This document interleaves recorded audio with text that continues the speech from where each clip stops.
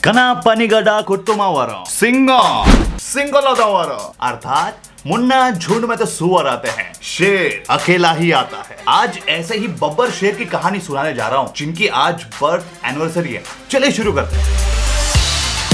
Hello hi नमस्ते सलाम जय भी मेरी जान, मैं हूं आरजे जैकी आपके साथ और स्वागत है आपका मेरे शो में, मेरे चैनल पर, मेरे नए वीडियो में। और कैसे आप सब लोग, होप करता हूं आप बहुत बढ़िया होंगे, मैं भी बहुत बढ़िया हूं। लेकिन ये क्या हो रहा है, 74% ऐसे लोग हैं जो हमारा चैनल देखते हैं लेकिन सब्सक्राइब नहीं करते। तो अगर आप भी इन लोगों में आते हैं और आप भी अगर इस चैनल पर नए तो प्लीज सब्सक्राइब बटन दबा दे, बहुत ही अमेजिंग कंटेंट आपको हमेशा मिलेगा। तो आज मैं स्टोरी सुनाने वाला हूं एक ऐसे मास लीडर की, मास हीरो की, थलाइवर की, जिन्होंने साउथ इंडिया का चेहरा ही बदल दिया अनटचेबिलिटी एंड अनइक्वालिटी को लेकर। जी हां, मैं बात कर रहा हूं पेरियार की।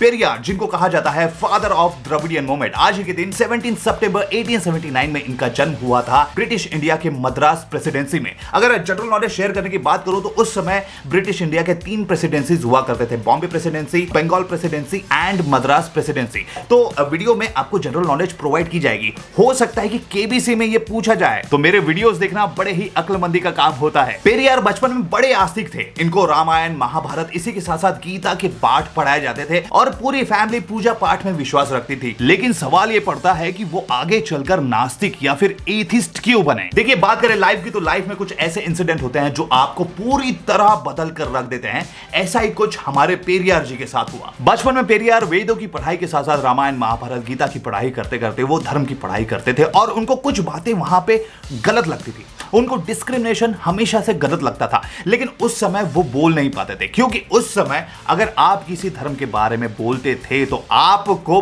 बिल्कुल गांव से बाहर निकाल दिया करता था, समाज से बाहर निकाल दिया करता था। और ये सब उस समय होता था। अब वो समय आता है पेरियार के लाइफ में जब वो वयस्क अवस्था में थे। वो पहुंचे वाराणसी। वहां पे उन्होंने दर्शन किए, देव दर्शन किए और उसके बाद भंडारे में वो खाना खाने गए। एक्चुअली उस समय जेब में पैसे नहीं हुआ करते थे और पेरियार सोशलिस्ट थे। इनके कारण उनके पास खास पैसे नहीं हुआ करते, तो उन्होंने सोचा कि चलो यार, यहाँ पे भंडारा लगा हुआ है, यहाँ पे हम अभी खाते हैं। एक्चुअली उस समय वाराणसी में यह होता था, जितने भी प्रवासी आते थे उनमें से सिर्फ ब्राह्मण को ही भंडारे में खाने का अधिकार था।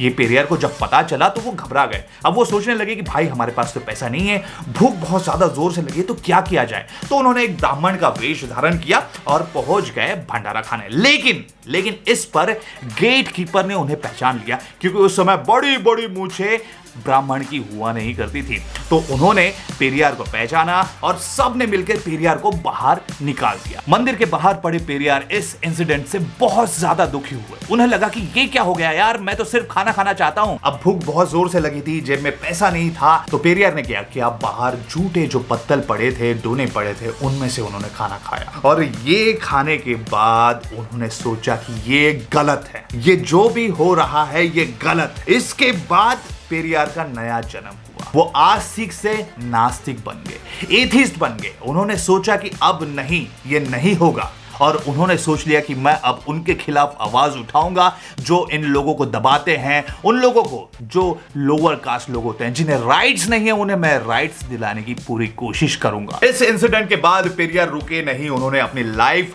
बहुजन और दलितों के नाम कर दी। पूरी जिंदगी वो लड़ते रहे उनको राइट्स दिलाने में। और यहां से शुरुआत होती है एक साधारण इंसान के लीडर बनने की, द पेरियार की। उन्होंने इस बीच इंडियन नेशनल कांग्रेस ज्वाइन किया और यहां पे रह के कुछ चीजें बदलने की उन्होंने पूरी कोशिश की। उन्होंने आवाज उठाई ऐसे लोगों के लिए जो दबे कुचले लोग थे, काफी सालों से इन पर जुल्म होता था। उन्होंने कहा कि नहीं, ऐसे लोगों को गवर्नमेंट जॉब्स में आरक्षण मिलनी चाहिए, ऐसे लोगों को एजुकेशन में आरक्षण मिलनी चाहिए। लेकिन कांग्रेस के कुछ ऐसे महान नेता थे जिनको यह पसंद नहीं आया और इसलिए पेरियार ने कांग्रेस छोड़ दिया। अब यह वक्त था 1925 का जब उन्होंने कांग्रेस छोड़ा था। लेकिन उसके पहले उन्होंने एक बड़े सत्याग्रह में पार्टिसिपेट किया और वो था वाईकॉम सत्याग्रह। देखिए, वाईकॉम सत्याग्रह की बात करें तो यह सत्याग्रह इस पर था कि मंदिरों में बहुजनों को एंट्री मिलनी चाहिए। उस वक्त यह होता था कि मंदिरों के जो रास्ते हुआ करते थे वहां पे भी दलित या बहुजनों को चला नहीं दिया जाता था। तो पेरियार ने इस पर जम के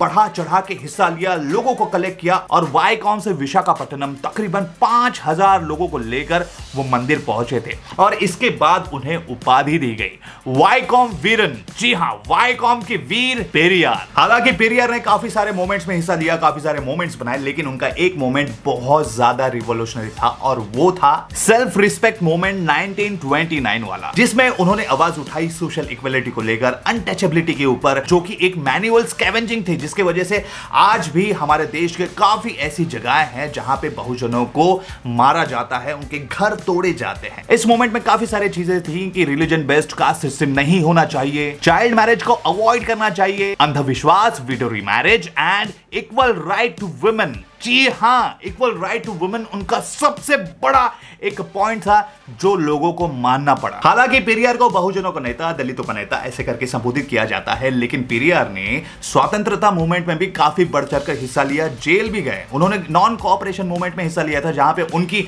मांग थी कि खादी को हम अपनाएं, जितने भी शॉप्स हैं जो फॉरेन गुड्स बेचते हैं उनको बंद करें, और इसी के साथ साथ जितने भी शॉप्स हैं उन्हें रिनोवेट करके स्वदेशी सामान अपनाए जाए। और इसके लिए काफी बार वो जेल भी गए। तो ये नहीं है कि पेरियार सिर्फ दलित नेता थे या फिर पेरियार सिर्फ बहुजनों के नेता थे। पेरियार ये इंडिया के नेता हैं, थे और रहेंगे। ये थी छोटी सी कहानी ईवी रामास्वामी यानी कि इरोड वेंकट रामास्वामी जी की, या कहें पेरियार जी की। अगर आपको ये कहानी अच्छी लगी हो तो प्लीज आज के दिन इसे शेयर करें, क्योंकि आज है इनकी बर्थ एनिवर्सरी। इनको साउथ में तो काफी सारे लोग जानते हैं, लेकिन मैं चाहता हूं कि पूरे देश भर में इनके बारे में पता चले। और इनके ऊपर हिंदी में बहुत कम इंफॉर्मेशन है, तो ये बहुत जरूरी है लोगों तक पहुंचना। तो इस वीडियो को ज्यादा से ज्यादा शेयर करें। मेरे चैनल पर नए हैं तो प्लीज लाइक सब्सक्राइब करें, ताकि मैं और आपके लिए अच्छी अच्छी कहानियां लाते रहूं और एक दूसरे को सपोर्ट करें, आगे बढ़ाएं। आखिर में कहना चाहता हूं, जय भीम।